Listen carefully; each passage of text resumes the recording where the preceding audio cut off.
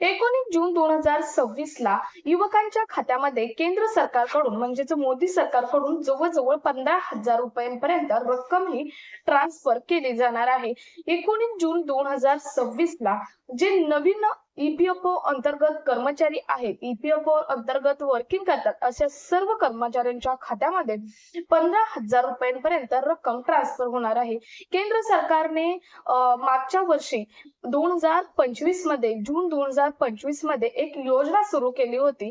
त्या योजनेअंतर्गत या वर्षी जवळजवळ 2400 कोटी रुपयांचा निधी हा मंजूर केलेला आहे आणि युवकांच्या खात्यामध्ये 15,000 रुपये ट्रान्सफर 19 जूनला म्हणजेच उद्याच केले जाणार आहेत।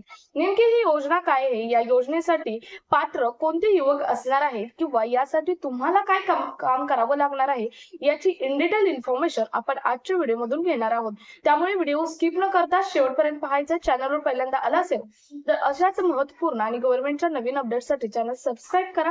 त्याचबरोबर शेजारी बेल आयकॉन सुद्धा ऑन करून ठेवा, म्हणजे असेच महत्त्वपूर्ण आणि गव्हर्नमेंटचे नोटिफिकेशन सर्वात पहिल्यांदा तुम्हालाच येईल। तर नमस्कार, मी पूनम आणि तुम्ही पाहत आहात पुन्हा एक नवीन अपडेट। तर बघा, या योजनेचं नाव आहे प्रधानमंत्री विकसित भारत योजना। प्रधानमंत्री विकसित भारत योजना, ज्याला पीएम विकसित भारत रोजगार योजना असं म्हटलं जातं।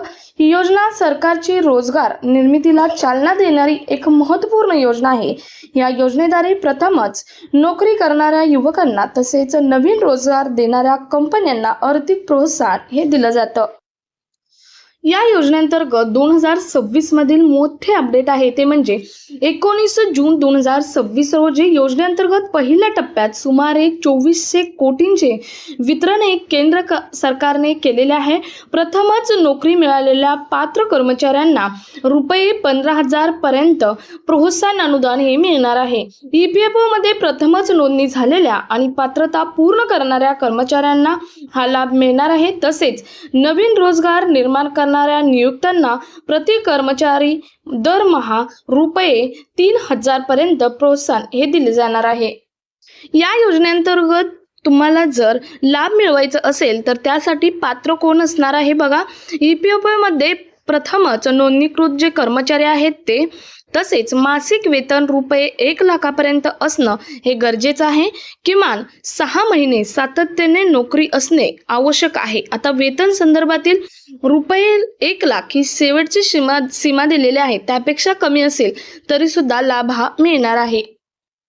त्यानंतर योजनेचा कालावधी नेमका काय आहे, म्हणजे कोणाला, कोणत्या कर्मचाऱ्यांना किंवा कोणत्या युवकांना हे जी रक्कम आहे ती रक्कम मिळणार आहे, तर बघा 1 ऑगस्ट 2025 ते 31 जुलै 2027 दरम्यान निर्माण झालेल्या पात्र रोजगारांवर ही योजना लागू झालेली आहे। म्हणजे 1 ऑगस्ट 2025 पासून ते 31 जुलै 2027 पर्यंत जे कर्मचारी असतील, युवक असतील, जे ईपीएफओ अंतर्गत कामाला रुजू झालेले आहेत, अशा सर्व कर्मचाऱ्यांना हे पैसे कर्मचाऱ्यांच्या खात्यामध्ये हे पैसे जमा केले जाणार आहेत। आता 1 ऑगस्ट 2025 रोजी ही योजना चालू झालेली आहे आणि स्टिल डेट 31 जुलै ही देण्यात आलेली आहे। या डेट पर्यंत जे कर्मचारी रुजू झालेले आहेत या कर्मचाऱ्यांना या योजनेचा लाभ हा घेता येणार आहे। तसेच याचे उद्दिष्ट काय आहे, म्हणजे सरकारचे यामागचे उद्दिष्ट काय आहे ही योजना सुरू करण्यामागे आणि युवकांच्या खात्यामध्ये पैसे जमा करण्यामागे, ती म्हणजे युवकांना रोजगार उपलब्ध करून देणे ही आहे। तसेच औपचारिक म्हणजेच फॉर्मल रोजगार वाढवणे, तसेच ईपीएफओ कव्हरेज वाढवणे, तसेच विकसित भारत 2047 या उद्दिष्टाला गती देण्यासाठी हा नवीन उपक्रम तसेच ही नवीन योजना ही चालू केलेली आहे। तर हे होते उद्दिष्ट याचे, म्हणजेच या योजनेचे। तसेच ही योजनेचा कालावधी बघितला आपण, पात्रता बघितली, शिवाय रक्कम कोणाला 3,000 आणि कोणाला 15,000 मिळणार हे सुद्धा आपण आजच्या या व्हिडिओमधून पाहिलेलं आहे। सो हा अतिशय महत्त्वपूर्ण व्हिडिओ आहे, त्यामुळे जास्तीत जास्त ईपीएफओ अंतर्गत येणाऱ्या युवकांपर्यंत हा व्हिडिओ शेअर करा। त्याचबरोबर चॅनलवर जर पहिल्यांदा असेल तर चॅनलला पुढील अपडेटसाठी आत्ताच सबस्क्राइब करून शेजारील बेल आयकॉन सुद्धा ऑन करून ठेवा। तसेच तुम्हाला यावरती कोणता डाऊट असेल तर कमेंटमध्ये नक्की विचारू शकता, तुम्हाला तुमच्या सर्व प्रश्नांची उत्तरे हे निरसन केलं जाईल। सो हा व्हिडिओ जास्तीत जास्त ठिकाणी शेअर करा। भेटूयात पुढच्या एका नवीन अपडेट सोबत, तोपर्यंत धन्यवाद।